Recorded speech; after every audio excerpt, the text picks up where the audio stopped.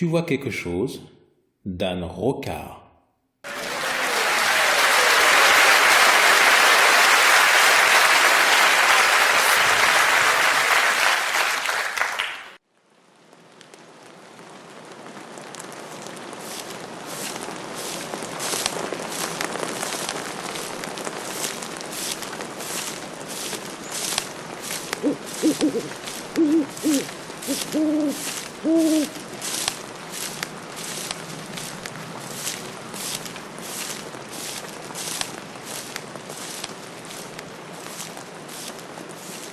Allez, Marcus!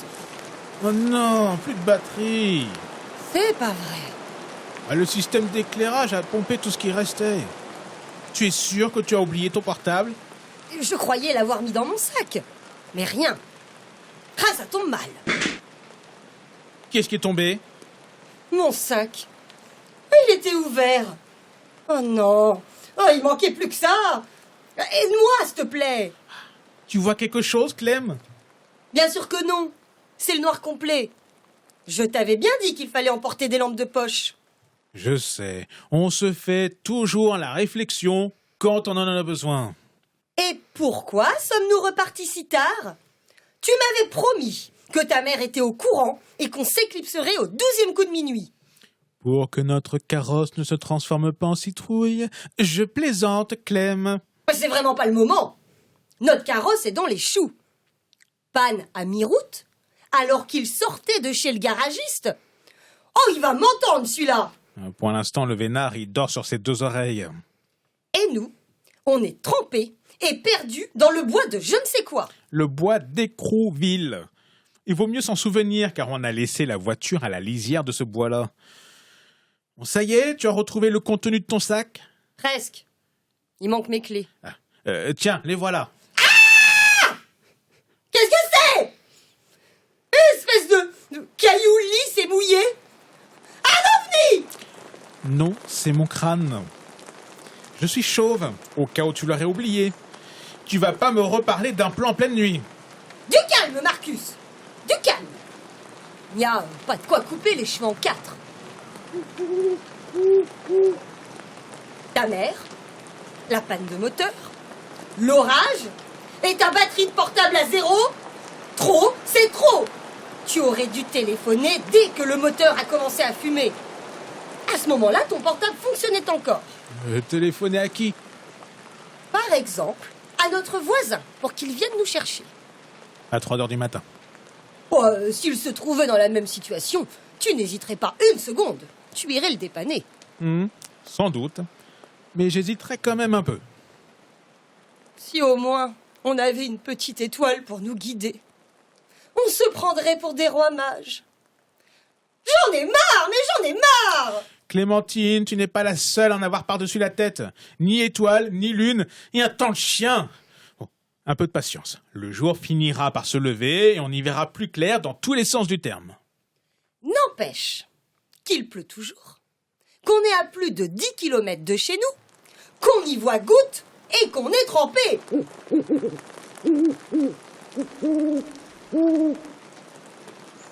Tu es sûr de la direction? Je l'étais quand le GPS du portable fonctionnait. Maintenant, je ne jure de rien.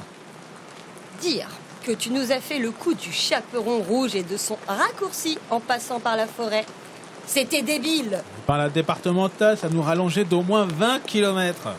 Oui, mais on aurait pu faire du stop. À 3h du matin. C'est le désert total.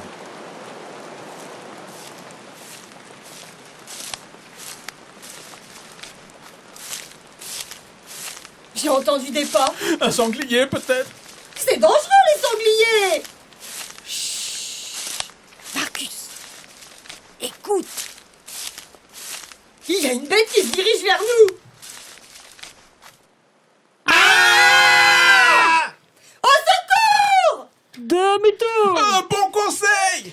Mais encore faudrait-il savoir quelle direction suivre. Je connais cette voix. Qui est là? Monsieur Schlux? Ouais. Marcus! Schlux! C'est Schlux! Le contrôleur des impôts! Ta bête noire! Le type que tu hais le plus au monde.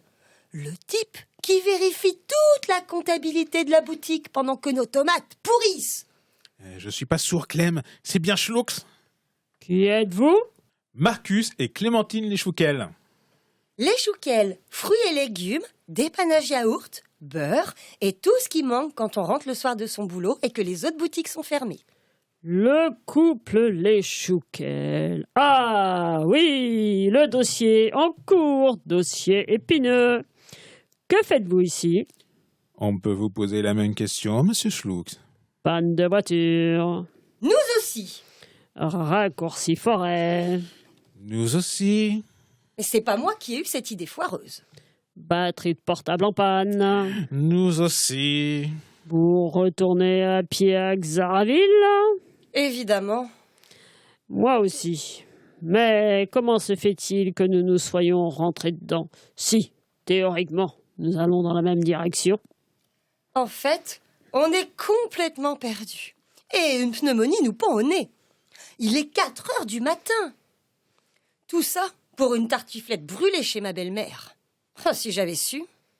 Et si nous en profitions de cette rencontre improbable pour parler de notre petit dossier? Marcus, méfie-toi. Schlucks, en allemand, ça veut dire aval, à l'impératif. Il va nous dévorer tout cru. Alors, monsieur Leschouquel. Alors, madame Leschouquel. Chouquel, mon légume préféré. Vous avez un nom parfait pour un végétarien. Oh, pitié, monsieur Schlucks. L'endroit est mal choisi. En fait, le dossier fruits et légumes du couple Leschouquel est particulièrement appétissant. Je connais votre dossier par cœur. Ne croyez pas que j'ai un pois chiche dans le cerveau. On n'oserait pas, monsieur Schlucks. Je sais très bien que vous avez une double comptabilité, histoire de doubler les contrôleurs compétents. Que dis-je? Une triple comptabilité. Vous avez trop d'imagination, monsieur Schlucks. Reprenons tout par le commencement. Oh, pitié. Depuis des semaines, on ne vit plus. On s'était accordé une petite soirée chez ma mère, ce qui ne nous arrive plus jamais à cause de vous. Ça avait quelques côtés positifs. La seule soirée en plus d'un mois. Tout ça parce qu'exceptionnellement, vous, monsieur Schlucks, n'étiez pas libre. Pas libre exceptionnellement. Je confirme. Tous les soirs, vous nous harcelez, vous nous maltraitez, vous fouinez dans nos pots de yaourt, vous nous causez des pépins de pommes. Et on en fait des cauchemars toutes les nuits. On se réveille en hurlant. Clem, arrête de toucher mon crâne. Et c'est pas moi. Excusez-moi, monsieur Leschouquel. Je croyais qu'il s'agissait d'un caillou lisse et mouillé. Tu vois, Marcus, il faudrait penser aux implants. Contrôleur plus implant, la factus n'est pas loin, j'abandonne. Sage décision, monsieur Leschouquel. Sachez que je suis un contrôleur des impôts très professionnel. Quand j'ouvre un dossier, je suis toujours persuadé d'y trouver quelque chose de louche. De là à ouvrir tous les yaourts, censés dissimuler des fruits non déclarés. C'est... Éteins, Marcus. Éteins. C'est un quoi, Clem? Le réveil. Le réveil qui sonne. Je comprends rien. Je suis en pyjama. Il est tout sec. On vient d'être télétransporté dans notre lit. Je crois plutôt qu'on a fait un cauchemar. Un horrible cauchemar. Le contrôleur nous harcelait à 4 heures du matin, sous la pluie, au milieu de la forêt. Dans mon rêve, idem. Mais pourquoi as-tu réglé le réveil aussitôt? Faut qu'on se rendorme. Oh, pousse-toi un peu, Clem. Tu prends toute la place. Non, c'est toi. Ah, moins de bruit. Monsieur Schlucks, Eh bien, il est là, à côté de moi, en pyjama dans notre lit. Lui aussi a été téléporté. Ah, le couple Leschouquel, quelle coïncidence. J'étais justement en train de rêver de vous. Si nous reprenions notre petite discussion... Oh non! Oh, si!